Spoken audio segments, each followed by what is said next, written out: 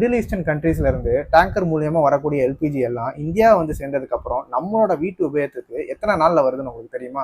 இந்த ரெஃப்ரிஜிரேட்டர் எல்பிஜிஸ் எல்லாம் நம்ம துறைமுகத்தை வந்து சேர்ந்ததுக்கு அப்புறம் 1 to 3 நாளைக்கு customs, safety inspections and quality check இந்த மாதிரி விஷயங்கள்லாம் நடக்கும். அங்கிருந்து எல்பிஜிஸை பெரிய பெரிய ஸ்பியர் ஷேப்டு ஸ்டோரேஜஸ்ல ஸ்டோர் பண்ணி வைப்பாங்க. அதுவும் -42°C ஸ்டோர் பண்ணுவாங்க, அதோட லிக்விட் ஸ்டேட்டை மெயின்டைன் பண்றதுக்காக. அதுக்கப்புறமா அங்கிருந்த எல்பிஜிஸை வந்து ப்ரெஷரைஸ்டு பைப்லைன் மூலியமாவோ இல்லாட்டி ட்ரக் மூலியமாவோ டிரான்ஸ்போர்ட் பண்ணி பாட்லிங் பிளான்ட்ஸுக்கு கொண்டு போவாங்க. இதுக்கு 2 to 7 நாள் வரைக்கும் ஆகும். இந்த பாட்லிங் பிளான்ட்ஸ்ல எல்பிஜிஸ் எல்லாத்தையுமே சிலிண்டர்ஸ்ல ஃபில் பண்ணுவாங்க. இதுக்கு 1 to 3 நாள் வரைக்கும் ஆகும். இந்த பாட்லிங் ப்ராசஸ்ல தான் ரொம்ப முக்கியமான ஒரு விஷயத்தை செய்யறாங்க.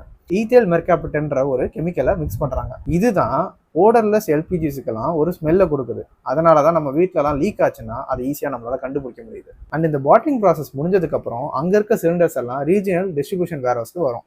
அங்கிருந்து நம்ம நியர்பை ஏஜென்சிஸ்க்கு வந்து சேர்ந்து அங்கிருந்து நம்ம வீட்டுக்கு வர்றதுக்கு எப்படியும் 10 நாள் கிட்ட ஆயிடும். அண்ட் இது எல்லாத்தையும் சேர்த்து மொத்தமா மிடில் ஈஸ்டர்ன் கண்ட்ரில இருந்து உங்க வீட்டுக்கு வந்து சேர்றதுக்கு 2 to 4 வாரம் கிட்ட ஆகும். இந்த இன்ஃபர்மேஷன் தெரியாத உங்களோட ஃப்ரெண்ட்ஸுக்கு இந்த வீடியோவை ஷேர் பண்ணுங்க. மறக்காம ஹிண்ட்டையும் ஃபாலோ பண்ணிருங்க.